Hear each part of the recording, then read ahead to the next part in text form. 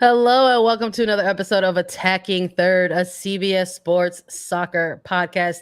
I'm Sandra, Herrera, lead NWSL writer for CBS Sports. Joined today, as always, by my colleague and co-host Lisa Roman, broadcaster and analyst for CBS Sports. We have a special guest today joining us on this episode, Jordan Angeli, former pro and broadcaster for the Concacaf W Championship, to join us for this segment on our Concacaf W Championship update and preview. We're going to be taking a deep dive on the United States women's national team against Jamaica. But first, a quick reminder for everybody, we're nominated for the best female hosted podcast category in the People's Choice Podcast Awards. We appreciate everything you all do for us, and we hope you enjoy our show enough to nominate us to advance to the final round. So to nominate Attacking Third, you've got to go to podcastawards.com/app/sign up and then toggle down to the female hosted podcast category, and the whole process takes less than 60 seconds. We've included the link at the top of the episode description as well, so go on over and help us out. You can follow us on Twitter, Instagram, and TikTok at Attacking Third. We're also available as YouTube. Subscribe at youtube.com/Attacking Third for previews, recaps, exclusive interviews, and of course, whenever we go live. Jordan, welcome to the show. Welcome. Thank you. I am excited to be here. First of all, guys, congratulations. That's amazing. A very well-deserved nomination. And I'm going to take 60 seconds when I'm done with you and vote. Thanks so much. Yeah. That's awesome. It's pretty cool to see what you can do. Gosh, how long have you guys been doing this? A year? A little over a year? Not even a year. Not even a year. 12th. We launched July 12th. We covered the Tokyo Olympics.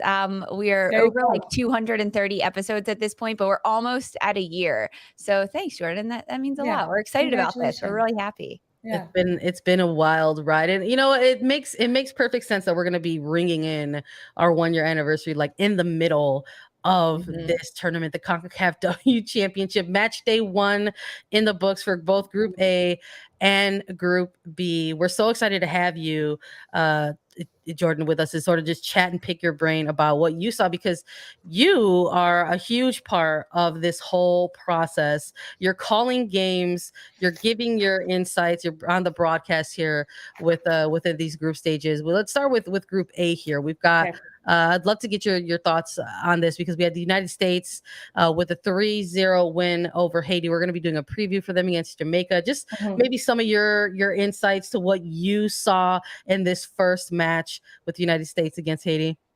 I'm going to start with Haiti because I feel like this is a really young team, and it is a team who has a lot of players who played on that under-20 championship team that got to go to the World Cup. It was the first ever time that Haiti's national team has made it to a World Cup. So these young players are coming in and getting an opportunity. And you have to say, they came in and they were ready to battle. And it was a little bit of a battle. The way that they were playing, we knew it was going to be a lower block from them. But I think there's a couple teams in these first couple days that we saw that sat in a low block and sat in it pretty well and made it really difficult for opponents. And now I'm going to transition to the US, because that has been a difficulty for the United States. And something that they faced often is a really condensed, lower defensive structure from an opponent. And the ideas were there for me in that first game with the US against Haiti. It was just too slow for the United States. It felt like, mind you, 94 degrees at kickoff. There was, I can't remember what the humidity was. We get a little bug at the beginning of the game. It was a hot game, and you could tell the game livened up a little bit once the shade came over the field in the second half. But I just felt from the United States, it was a slow start, and unfortunate, because the last time they were in an international tournament, it was a slow start as well. So I think with all these new changes, we're seeing little glimpses of what it could be, but the energy and the drive to get after this Haitian side right away, I didn't feel like was really there.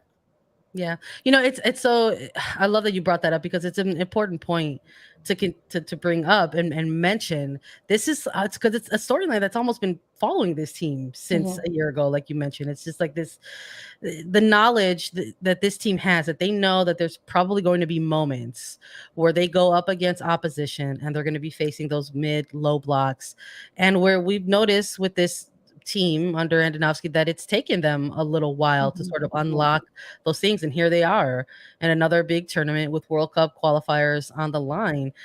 We're still starting to see that, and that's a focus on the United States women's national team. I don't want that to be something. I'm with you. Like, I love that you started with your takes on Haiti, because that also speaks to Haiti and their game plan that we saw within this game. I mean, the fact that that's their Lisa's dark horse in this tournament. One of the things that I love about this team is the fact that they're able to make their in-game adjustments and just look kind of seamlessly, just kind of flawlessly get into that. We saw them change formations about 2 or 3 times within this game.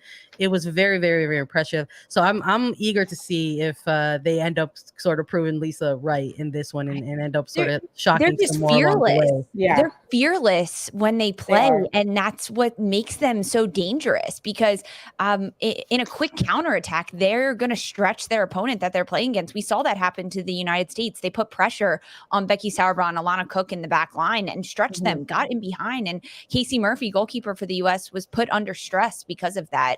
And that's what Haiti can do. I was really impressed with Haiti, but I knew that that's what we were going to get from them. But I think that there could be a little bit more risk from the United States, because they do look at their back line and look at their goalkeeper. I know Casey Murphy got the start in this one, but all 3 of the goalkeepers that are on this roster should make big saves. That's what they have done week in and week out in NWSL. So I think that they could be a little risky in moments with the pace of play, with some of their offensive movements where they're crossing lines, maybe bringing the wingers into that internal channel, using the outside backs to get a little bit higher. But I think we were most impressed. I love Dumane for Haiti and what she can do in transition. This is a young 18-year-old who has really lit up with that U20 team, and now is playing in France abroad. And Haiti is going to get goals. I think they will. I think that they're going to have opportunities against Mexico, against Jamaica in their next couple of games to utilize some of those transition moments that they showed that they were very dangerous in, and get a couple goals in this tournament. I mean, they could have had 2 against the U.S. I know. Oh my gosh, can you guys believe the PK? Oh. What are the odds? I want to know statistically the odds of hitting it off the post like that and it coming straight back to the. Oh my goodness! Move. I know. I was like, wait a second. It was so fun. You could even see the body language. In the body language too, she was like, "Are you serious?" Like, it was kind of like really, like, I can't. I'm not allowed to play first this. Half for her, because the red card getting called back, it was like that was a lot to handle.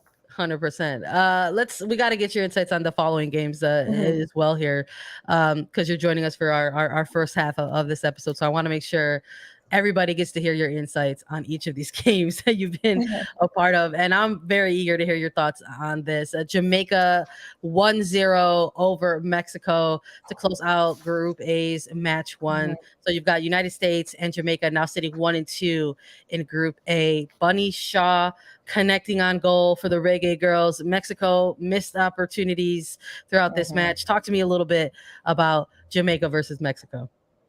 I loved this game. Yeah. I thought it was so much fun.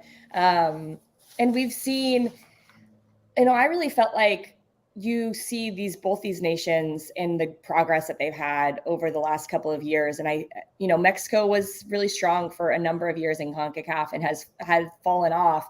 And I do feel like Liga MX Femenil and what is happening there, and all these players playing consistently in a really good environment, you are seeing a lot of these players. I mean, then they have Herrera, who's playing abroad in France, I believe. So they have a lot of players who are really continuing to get better and make their impact. I thought Ordonez playing in NWSL, I thought she was really good and active for Mexico, but disappointing for them, because it did feel like they were in really good spots and you could see after the game, Stephanie Mayor and her reaction to the loss. And, for her, I'm not quite sure if she'll get another chance after this qualifying round. So she really wants to make an impact here, and you could see the weight of that on her. But Jamaica is the same thing. They've grown because of their experience at the World Cup and what they've done afterwards, and players getting to go play abroad, and players getting in more competitive environments. And Bunny Shaw really came on the scene in that 2018. People knew about her from college, but then to do it on an international level is a whole new thing. I liked this Jamaica side and what they could do. They've added in a lot of players that actually are from England, and Drew Spence, who is like so gritty and tough centrally, that I really liked what she did. And then defensively, Spencer, the goalkeeper, adds just some presence and made a really big save. I think will be one of the best saves of the tournament when it comes down to it. But that's the deal with these tournaments. If you get one chance, you got to capitalize. And when you have a player like Bunny Shaw, she's going to make the difference.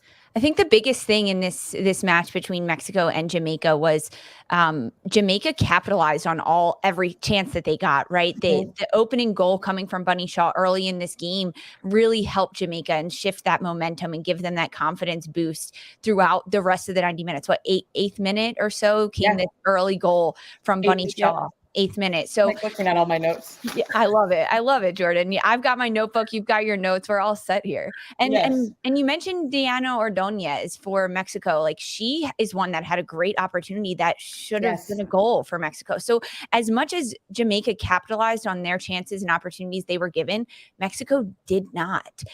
They had the chances, right? They had opportunities. They had good shots. And yes, Jamaica had great saves. And as you mentioned, potentially save of this tournament, incredible job. But I just keep thinking back to that Diana Ordonez cross that came in, and she went to head the ball, and it honestly looks like it missed her head, hit her shoulder. As I'm watching this game live, I was like, wait, how did that not go in? Is there like a force field? Like visually, it didn't make any sense. So it comes down to those little tiny details, and Mexico really couldn't capitalize on those opportunities. Sandra, I want to know your thoughts. Yeah, come on, Sandra. Listen, I'm listening to you both talk. I'm like, listening. I'm like, here's my homies going off saying all the correct things. But look, we should all be surprised here that they just didn't end in like a 2-3, 3-4 scoreline. I mean, is it something about these match day one games where maybe there's this combination of, yes, you have all this prep depending on the type of team you are going into this tournament. And you have this moment where it's the first game of the group stage. Maybe you're still ironing out some things or getting your bubble guts in order, before you're stepping out on the pitch, because we saw some things from both of these sides where I'm sorry, but I there was a moment in time where I was thinking that this was going to be a bit of a blowout game, like no defense, all vibes, like we're going to see some goals here, and it ends up closing out in a 1-0 scoreline. For me, very early on, the first thing I was looking at with Mexico here was absolutely their body language, how they were, sort of interacting with each other on the pitch. And I got to say, in the opening 5 minutes, I did not like what I saw, even from the sideline as well. I thought there was some apprehension from the coaching staff. I think there was some doubt, quite frankly, in the plan that they brought to Jamaica as well. I mean, and we see now there was sort of lack of tactics, quite frankly, within this. I think when we're also taking it off of the pitch and going towards the sideline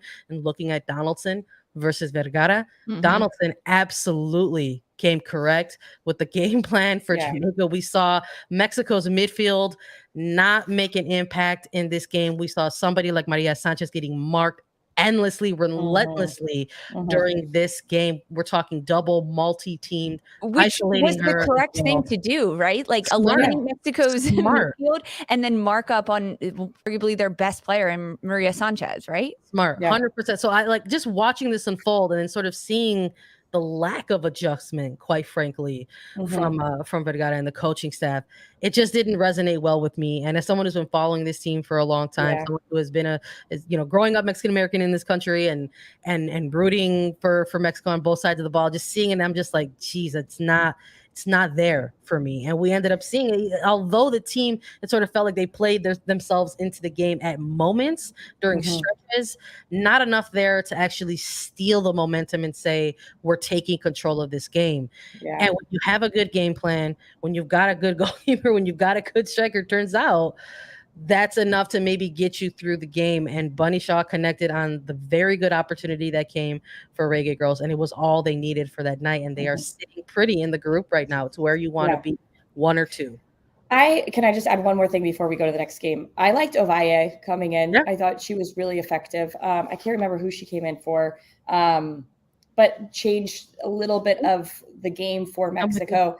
And I have to say, Lauren Donaldson, you guys, coached me when I was 9 and 10 years old in Colorado.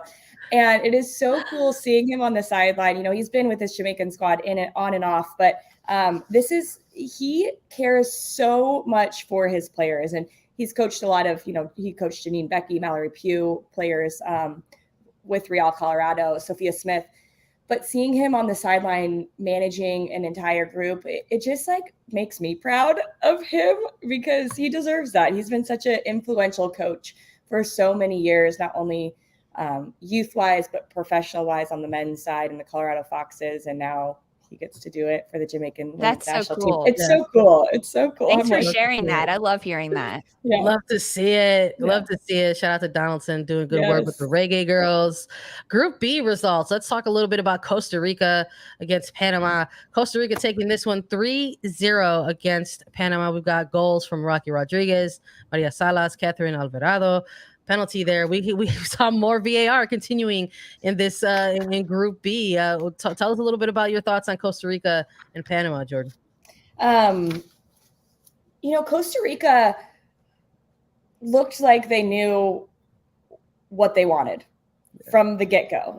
Capitalizing on an early set piece. Panama's defensive structure on set pieces is suspect, and I think they're going to have to change that because right before that Costa Rica goal, I said there's space at the back post. If they can play this ball in this man-to-man system defensively on these set pieces, there's going to be an opportunity for Costa Rica. And sure enough, Rocky Rodriguez scores a brilliant goal. I liked a lot of what I saw from Costa Rica, and I think it's a lot of the same. You have Rodriguez and Alvarado. They're essentially them going forward. I'm trying to get to my notes to see there. I have a few games at a time, so all of these. It's really hard to keep it all straight. Hardest working woman in Concacaf.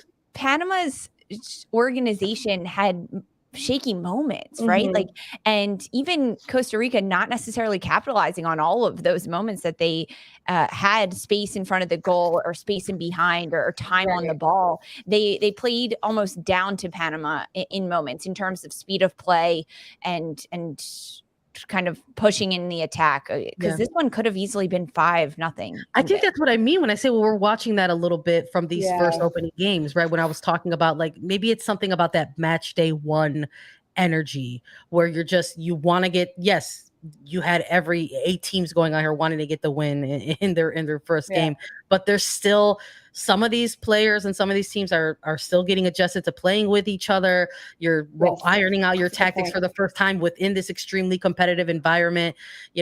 Listen, a 3-0 scoreline is nothing to, to sort of brush off, but we do wonder in some of these games, and even with this one in Costa Rica and Panama, if we wonder if maybe things were a little bit more sharper, the finishing was a little bit more crisp, like if this would have ended in even a bigger scoreline for Costa Rica. I think honestly, you guys, my favorite part of this game was, I don't know if you caught the national anthems and the Panama players. They were very emotional. Marta Cox was in tears. Oh yeah. The head coach, Ignacio Quintana, looked like he was about to cry. So that's, I think, speaks to what you're saying, Sandra, is like, there is a lot of really difficult emotions and energy that these players are having to capture. and then go play a soccer game. That really is important. Moments later, after this incredibly emotional minute of standing on the pitch surrounded by your teammates, thinking about how you went through qualifiers and won your group, and now you're at this pivotal moment where this could change everything for that nation, right? Like if they get a ticket. And Panama was really the darlings. You know, I know Jamaica made it to the World Cup, but they were the darlings, of the 2018 qualifiers, the championship.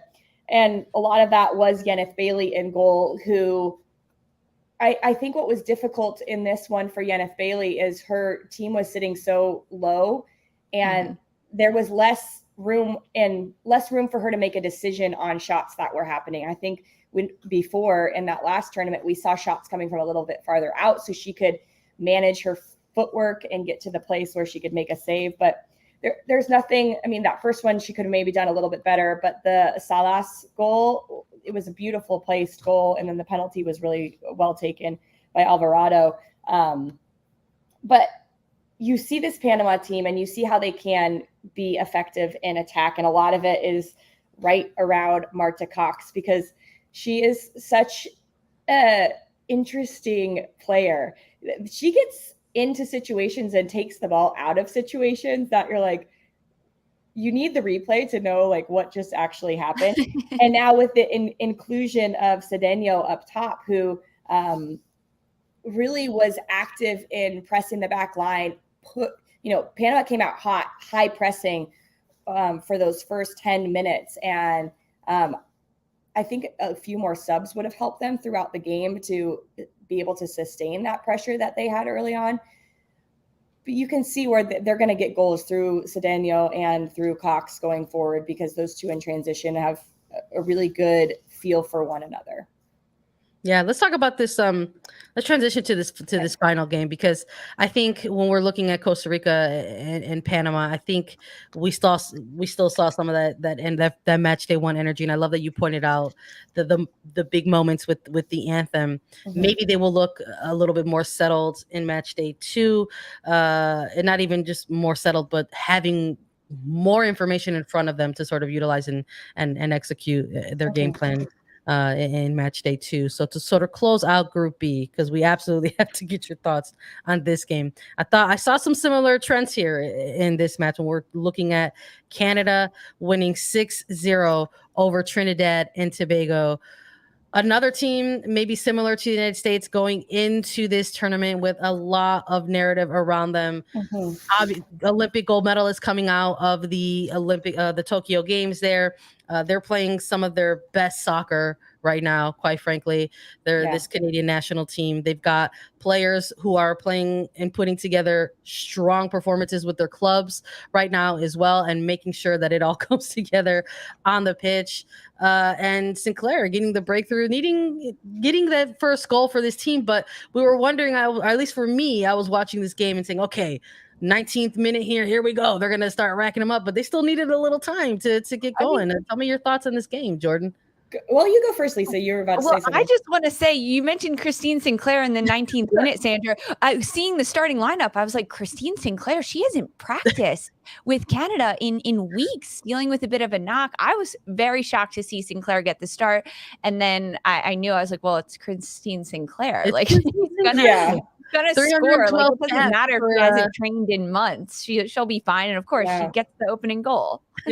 39 years old. She was like, that's exactly why I'm here. Big deal, guys. 190th. She said, that's why I'm here. I'm going to just remind you casually why I'm here as the reigning goal scorer, international goal scorer. 312 for the Moose Goat that I've been referring to her. Oh my gosh, that's so funny. She is, she's one of those players where I'm just going to feel so happy that we got to see her play through her prime, because people are going to be talking about Christine Sinclair forever. I was more intrigued with Trinidad and Tobago in this game, which Kerwin Jones took over last year. This team who has been a part of these championship tournaments for a long time, have not been very successful, and through 60 minutes? Yeah. They looked really good, and they there was a interview right before the game and with Jones, and he was asked about the mentality of his team. And in, Trinidad and Tobago fashion, he's like, we're just really positive. We're positive about who we are. And we know that no matter who we're playing, there was a mention of Canada being the Olympic champions and 6th in the world. And he's like, we're going to prepare the same way for Canada as we do for every other team. And you could see that this team has some belief in themselves, that they came into this tournament knowing that they've started to turn a little bit of who they think of themselves as, that they can go in and compete with the best. And, there was a defensive block. I think this was the tightest defensive block that we saw. And this is the most difficult thing to break down in football. That's why we see it against the best teams in the world. And Canada is one of the best teams in the world right now. And so now they're going to have to figure out a way to execute a little bit better in those moments. And what I think they did is they just wore Trinidad down. And I think people are going to be frustrated that they didn't score goals earlier. But the benefit of the way that Canada is playing right now is they're passing the ball, and Trinidad and Tobago were just chasing and moving and pressing. They were expending a lot of energy. And then when you get the hockey line change, yes, and all fresh legs for Canada. There were substitutions made for Trinidad, but a little bit, sporadically through that second half.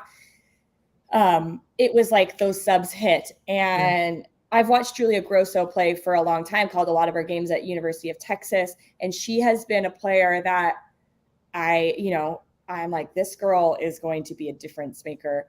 And pretty cool for her to not just get her first international goal, but her second goal. But the way she came in and completely changed the structure of the midfield, right? In that she was more of an 8 role where Scott sits and holds and doesn't want to go forward very much. They had the freedom to be able to do that because of this low block. And I thought she was fantastic on the ball. I thought she helped keep pressure on Trinidad and gets a couple of goals and is a part of a really fun sequence. I think one of the best goals we're going to see with that little flick from Haidema to her. This was a really fun game, and I like that you started with Trinidad and Tobago, because now that you've seen in Group B specifically, you saw Panama, you saw Costa Rica, you got to see Canada against Trinidad and Tobago. When we look ahead with Trinidad and Tobago against Costa Rica, Panama against Canada, what are your thoughts on this Trinidad, Tobago, and Costa Rica match? Do you think that it'll be a little bit closer than maybe people thought a month ago? I do think so. I think it might be closer than the game against Panama. The question I have, and we didn't get to see this very much from Trinidad because of the way that they were just playing so defensively, is who's going to score the goals, right? How are they going to get out and through the midfield? Because we didn't see Forbes on the ball very much, or Ralph or James. And I think that Austin has the ability to be a really good front runner for them. But how does that look? Or maybe they weren't playing their best front runners, knowing that, okay, we're not going to get a ton of chances. We're going to defend at first. And they bring in Sarant, who's this young player in her first cap, but has some collegiate experience. I'm not sure who's going to be the goal scorer for Trinidad and Tobago, but I do think that they could be the team that we're talking about this tournament, just because mentally they seem to be on a different level than these other teams that we're talking about, like Panama. 100%. I'm just like nodding my head listening to you guys talk all about this. We're getting people in our chat are like, we love Jordan's insight. Yes, Jordan Angeli, she's the best. So thank you, Jordan. This is amazing. I just looking at my final thought on Canada and Trinidad and Tobago. There was this moment in the end of the game, and please forgive me because the name is failing me right now, but there's typically player interviews that sort of come up after this match. And I caught the sort of ending, like mid to end, of the player for Trinidad and Tobago, and listening to her talk about the team and their performance. I loved how honest it was. There was a moment within this exit interview where it was just like, it was a great 60-minute performance from us, calling it out, talking about how they needed to capitalize on A, B, and C. So I am a little bit curious as to what this team is going to look like in their second match. Yeah. And I'm eager to sort of see the adjustments that they make, if any, what they look like, and quite frankly, maybe even a breakthrough on goal. So we'll see what that looks like for them moving forward. But we've got match day 1 in the books. Yes. 8 teams, 4 games. We have gotten a look at each and every program so far. For you, for the both of you, right now in this moment, as we're looking ahead to match day 2, what do you think is the most dangerous team so far in this Concacaf Championship? Most dangerous team. I mean, how can you not say Canada after the way they performed? I think that they have to be. But I think that this game against Jamaica in the US, and I know you guys are going to preview it in a few minutes, I think that is going to be the best game because we're going to see the most. I do think Jamaica is not going to sit completely in a low block. So there's going to be more soccer played, and we're going to see both teams have to defend one another, and it might be the most intriguing game. I agree with Canada. Yeah, this is a team that maybe coming into this tournament, I was a little skeptical about how they were going to score goals. I wasn't sure about Christine Sinclair's health and kind of where that was going to come from. And now we saw Grasso getting not 1, but 2, and that confidence is going to soar for that type of player. But I agree with Jamaica because not just against the U.S., but as Jamaica goes throughout this tournament, they've then got Haiti in their last group stage match. And if Jamaica can pick up points, they've already got 3, right? So they're at the top of the table in this group. But if they can continue to pick up points, even 1 off the U.S., like that's huge. That is huge for this Jamaican side. And I think they can do it. We've saw a lot of grit in them. And I know you mentioned Jamaica and U.S. going to be a good battle. I think Jamaica and Haiti is going to be a really good battle because both of those sides are going to want the win in that game, depending on, it's the last match of the group. So depending on how things have shaken out up until then, it may not matter too much. But if there are still stakes on the line, like that's going to mean a lot for both of those sides. 100%. And we're also going to get to see the continuation of VAR in this tournament because it made its debut and it made a real big splash over the course of these matches that got utilized in every single game. Yeah, which I think that there were some really good moments of VAR, but I would have to say that handball or that penalty on Christine Sinclair. No, where are you guys? I was she being on the call. The ball didn't move, and she didn't get touched till well after it, and like she's not going to get the ball to score. I don't know. So I had issues. I had issues trying to be positive in that moment. I mean, they've used VAR, right? So that's great. It's not like, okay, we have it and we're not going to use it. We've seen it being used in every single match. So I think that's a great step in the right direction and a real positive. But even looking at the US game, I believe that should have been a red card against Roselord Borgea, against Kelly O'Hara. It was full cleats down the side of the body. It was initially a red card, moved back to a yellow card. In the Canada match, I agree. I don't think Christine Sinclair got hit on that initial PK. And then there was another one that went to VAR and they didn't call it a foul. And I thought that one was more of a foul than the one that Becky gets taken out of the box. I was like, the player. I pushed my talk back to my producer and I was like, well, that's a penalty. Becky gets stepped on, whereas Christine Sinclair goes to the ground and from my perspective, didn't look like she got hit on. So it's a lot. And I'm sure that the people in the VAR truck have many more angles and more visions and they have the rule book that they know. And I'm just watching this and I'm like, that's a PK. That's not a PK. You guys, unfortunately, it's a learning process. And it stinks that it's happening at this stage where there's a lot on the line.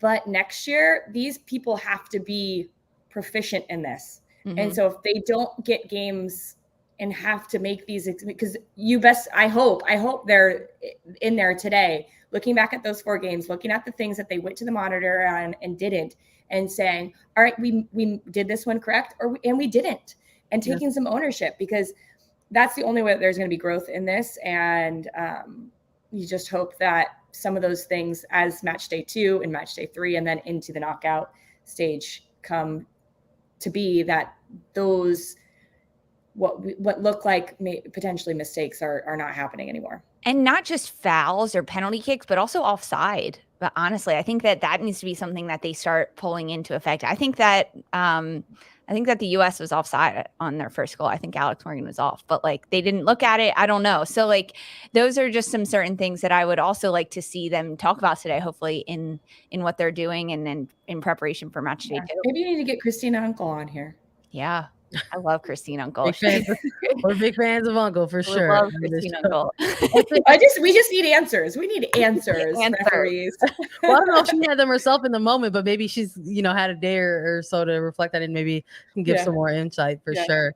But look, efficiency in VAR for sure. Maybe efficiency in penalty kicks, perhaps. Maybe I don't know. Efficiency across the board. We'll see what happens. What's going on with the PKs? Like I'm saying, VAR was used for these penalty kick moments, and then you have these big moments, and then some of these were skied or roofed or whatever you want to call them.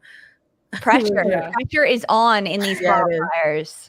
It is for sure. Jordan, we appreciate all of your insights so much. We're going to jump into this next portion of the episode and give a preview, but unfortunately you won't be around for us because we're talking about people getting into their meetings and going over things. You've got places to be. So hit me with a prediction really quickly before you leave us. Who you got in Jamaica and United States? I think it's going to be 3-1 United States.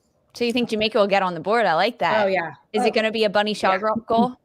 It's going to be Bunny Shaw or Jody Brown after Bunny Shaw dishes her.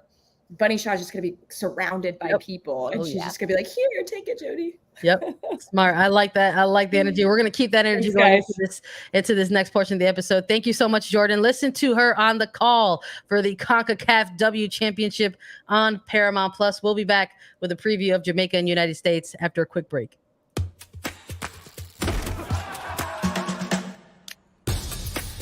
I watch a lot of movies. I know what I'm doing. What's that thing? Go big or go home. I feel like I'm being threatened with a good time. Woo-hoo! I am driving. Oh.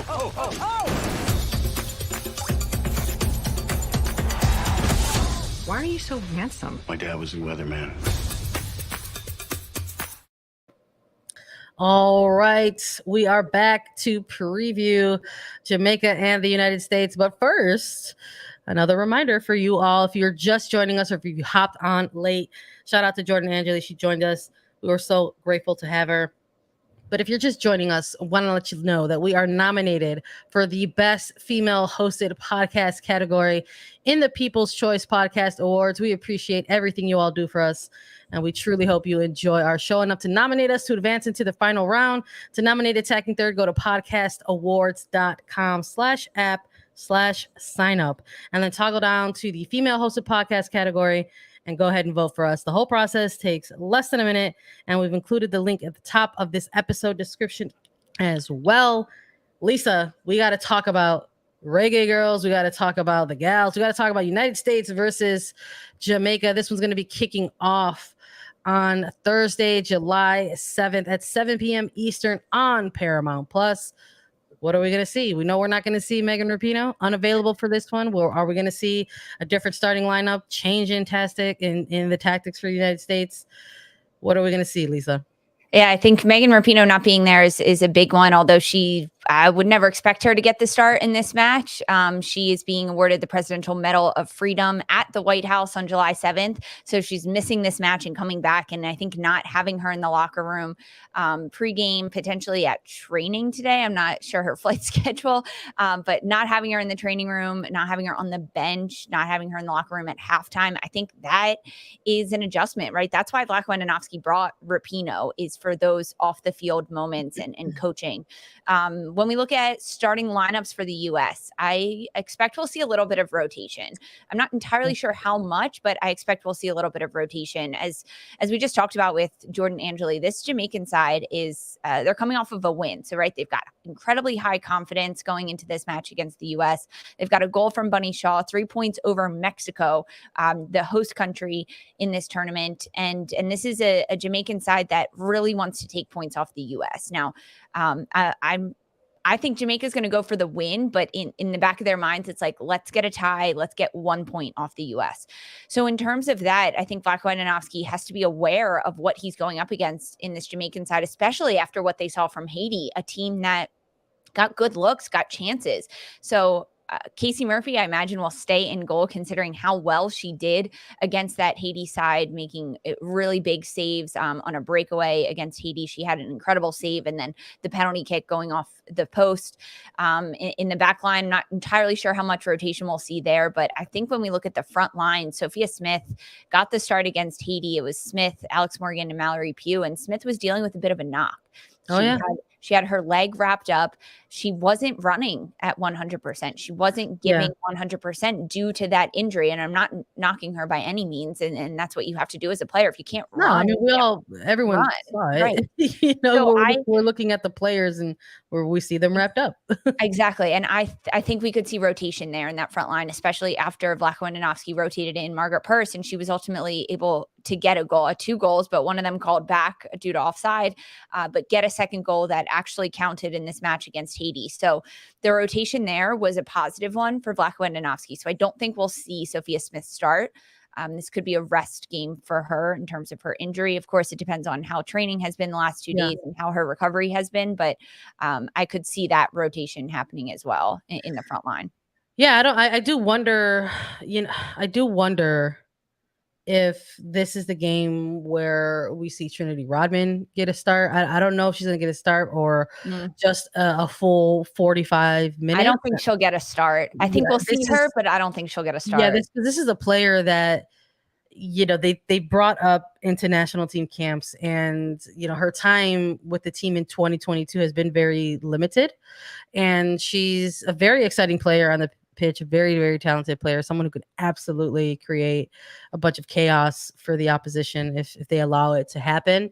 But the whole idea and concept around Trinity Rodman and bringing her up into the squad, the coaching staff has said that they wanted to bring her and integrate her in slowly. And this roster heading into the Concacaf Championship was really shaped a bit due to injury, players out on maternity leave. Vlatko Andonovski has pretty much, confirmed that within some media availabilities that, things like long-standing injuries, players out on maternity, that has helped shape this roster going into this tournament.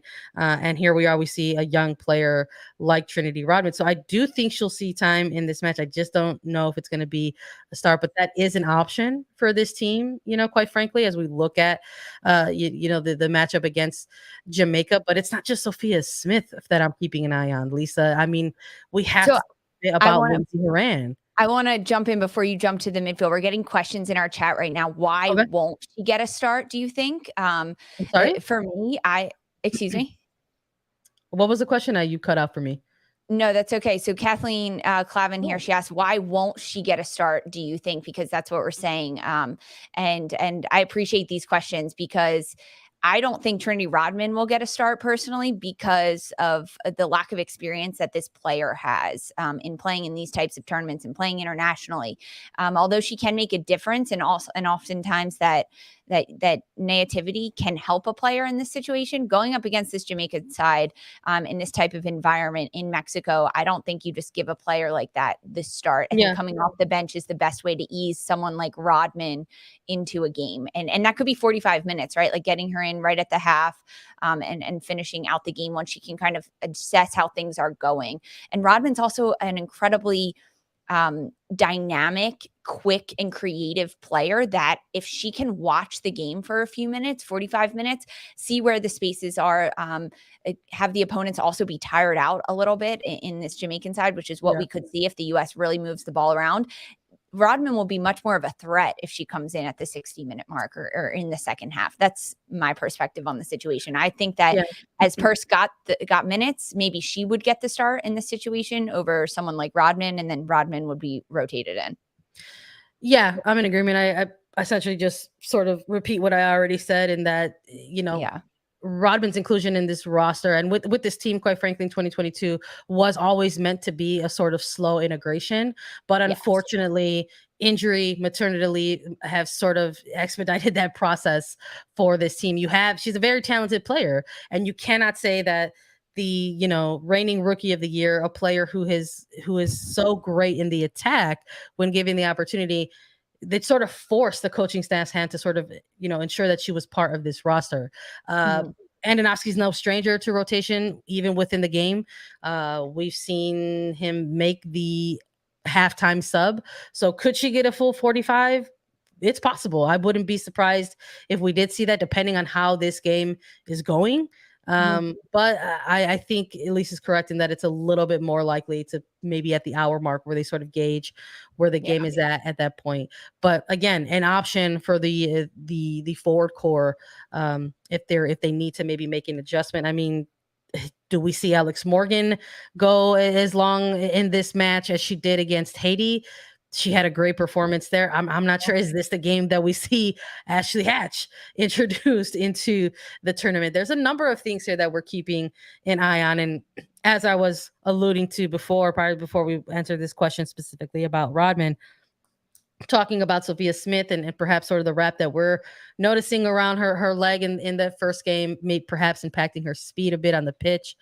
We're also looking at a player like Lindsey Horan, and very key player for this team going in to this tournament. But this is a player who has had limited ability due to the sort of ongoing injury that she's been carrying for a little while. We saw her sort of navigate this injury with the national team. Quite frankly, she got pulled out of a prior camp due to this injury, saying, hey, don't need to be here right now. We're going to ensure that she gets a little bit of extra rest, but also playing with Lyon on this bad lower leg injury. We saw her all wrapped up during the Champions League title game, which she had an outstanding performance, and the team ended up becoming Champions League title holders and also French League winners as well.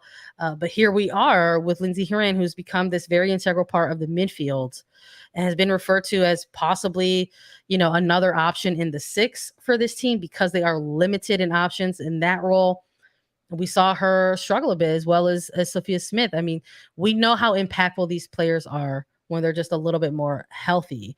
But unfortunately, these injuries have sort of followed the team a little bit into this tournament. And I am 100% curious as to how this midfield is going to look against a Jamaica side that completely negated Mexico's midfield. They just absolutely made them obsolete. So what are we going to see in this middle third?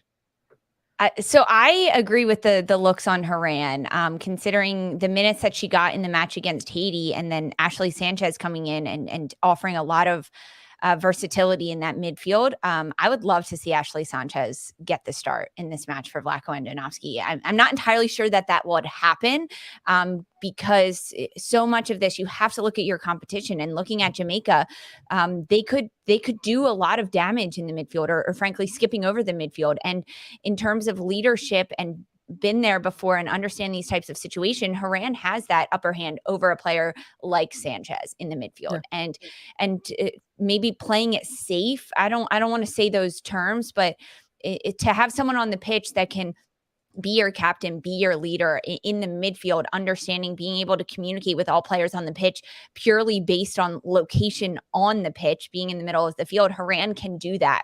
Whereas if Becky Sauerbrand's in the back line, yes, she can also assess and make those adjustments, but it's a lot harder for her to communicate that to the front three when she's sitting in the back line. So then it becomes a bit of whisper down the lane and talking on the pitch in those in-game adjustments. Whereas Horan, she can do that in the middle of the field. But also, I think we have to be really cautious about how Lindsey Horan's injury is, and looking ahead to once they get out of the group stage for the U.S., they're going to need Lindsey Horan. So do you rest her in moments like this? I'm not sure. I think giving Ashley Sanchez the start would be fine, and the midfield will be able to hold it down. My other question to that is do you continue to put those minutes on an Andy Sullivan? I mean, this is also a player that is dealing with a lower body injury. So I don't think Andy Sullivan gave us as many miles. And now I don't know. I'm not looking at their trackers and their GPS, but I don't think she put in as many miles in that match against Haiti as someone like Lindsey Horan did, just purely based on how the game unfolded, right? Yes, there was moments of back and forth, but Sullivan really sat back. She really sat right in front of Cook and Sauerbrunn. She wasn't pushing up. There wasn't that much movement into the attacking end for Sullivan. And maybe that was due to the injury that she had, or the fact that Haiti could counter and transition very quickly. But yeah, I mean, these are all things that need to be taken into account. And that's why that's why they wear the trackers, so they can adjust that, so they can have 2 days of rest in between. And I think a lot of the rotation we're going to see for the U.S. is not going to just be purely based on performance, but also how healthy players are, how many minutes they got right. Like you mentioned, Alex Morgan, she got 90 plus minutes in the last match. I don't think we'll see her get 90 again. However, if she's hot and she is feeling great the last 2 days of training, even heading into the match day tomorrow, if she is feeling good, maybe she will. A lot of it has to come down to like player body and minute management. I do think it depends on the choice that they're going to make. I think if they want to ask Alex Morgan, okay, give us 45, which one are you giving to her? Are you giving it to her to start this game? Are you giving it to her to close out this game? They got a 3-0 scoreline against Haiti, and a big part of what that happened is because Alex Morgan had the performance that she had, but maybe some of that, the whole concept of needing a little bit of more extra time to sort of unlock what the opposition is presenting to the United States. Is this maybe the game where we see the return of that? Where maybe because of the adjustments that are going to come into play, perhaps we're going to see players needing a little bit extra time to sort of see what Jamaica is presenting them and try to unlock things. And maybe we don't see the goal coming in this one as quick as we did in Haiti. I agree, because you have to have that time to unlock. And you posed a possibly rhetorical question. Do you get, if you ask Alex Morgan, you get 45, the first 45 or the second 45? I'd give her the first 45 minutes. As a veteran player, we know she's on a hot streak right now. She's coming off of a brace against Haiti. She can read the game very well. She understands how to play with the different personnel on the pitch. We've seen that in the various rotations, whether it was Purse coming in, Smith and Pugh up top, or Mewis in the midfield, or Horan and Lavelle in the midfield, Sanchez in the midfield. Morgan can still play and adjust her game to contribute on the pitch. So as a coach, I would give Alex Morgan the start. If she's only getting 45, give her the first 45, allow her to unlock the other opponent, allow her to try various creative ways to get in the box, to unlock that box, to work with her opponents. And that allows other forwards, perhaps on the bench, to be able to watch, see what's working, see what's not working. I mean, as a player that comes in off the bench, you have an advantage because you've been watching from the sidelines. You've seen the full space. You've seen what the player in your position that you're going in has already tried, what's worked, what hasn't worked. You're also listening to your head coach, talking with the assistants, talking with the bench, rewatching film. You can rewatch something as a player on the bench. It's a huge advantage. So if I'm Ashley Hatch, I'm sitting there and I'm going to the technical team and saying, hey, give me that iPad. I want to go back and look at this play and the movement that Morgan did off the ball to create that space. And that's huge learning opportunity for Ashley Hatch. So I give Morgan the start and then rotate players in off of that.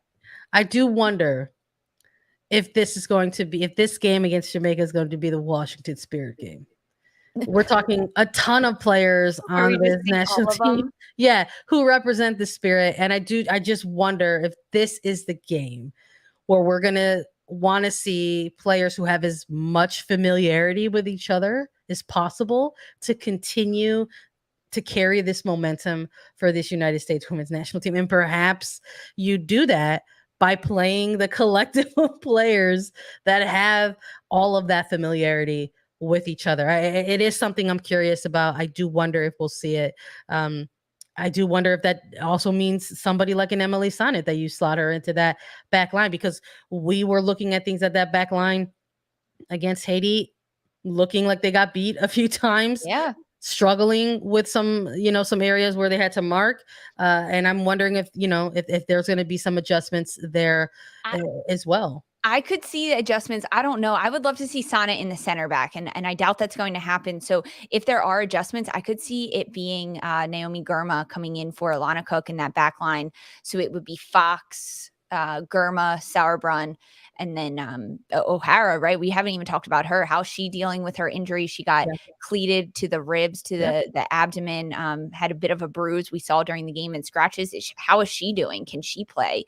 If not, I think Huerta will be in there. So that one between O'Hara and Huerta, I think it's a pretty even trade-off in terms of play, because O'Hara has the experience, but Huerta offers something a little bit different on the pitch. So that this one comes down to health. And if O'Hara's dealing with a little bit of something, I think Huerta will get the start. I think that's fair. I mean, that's what I'm going to be looking for as well. I thought Huerta's inclusion into that match against Haiti was pretty good. I liked the substitutions that took place against Haiti. I thought that they provided something else for the team off the bench. But we'll see. I think there's a lot to keep an eye on here in this one. I'm curious as to what the injuries, how they're going to continue to shape the team moving forward. And that's just how it's going to be. This is the roster. This is the team that's here in this tournament. These are the players that the coaching staff has to choose from. Quite frankly, I don't think we're going to get any sort of in-depth sort of feedback or information or updates on player injuries. I mean, if the Olympics are anything to go off of, all of that stuff's going to come out afterwards. It's not going to happen while the tournament is in play. There are players who came to this competition carrying injuries. They still are carrying those same injuries, and whether they are getting better or getting worse, that is not going to be said until after this tournament is done. That's just how the international competition sort of work. It's like when you hear, let's say when you watch Stanley Cup and you realize that a player was playing on like a broken leg the entire time, and you don't know that until after everything is done. So it's just something that we're sort of keeping an eye on. Athletes are so incredible, but also we have to remember that there's a knockout round for this, and so I'm sure that's something they're going to be, you have to look at Canada so. and how they are coming off of a huge win. You have to look at Costa Rica, other teams in Group B, and it's a long game. It's a marathon. It's not a sprint. Yep. We'll see. We'll kind of see how this all unfolds. We'll keep our eye on it. Thanks everybody so much for listening to our preview and joining us on Attacking Third Live. We appreciate you all so much for being here. Thanks for being here. Nominate us for the best female hosted podcast on the People's Choice Award. You can vote for Attacking Third at podcastawards.com. We're on Apple Podcasts, Spotify, Stitcher, and anywhere you listen to your shows. We're also available as video. Subscribe to us at youtube.com/Attacking Third. We'll be back covering the Concacaf W Championship in-depth, all tournament long, with in-depth previews and live U.S. Women's National Team recaps. For Sandra, Herrera, and Lisa Roman, this was Attacking Third.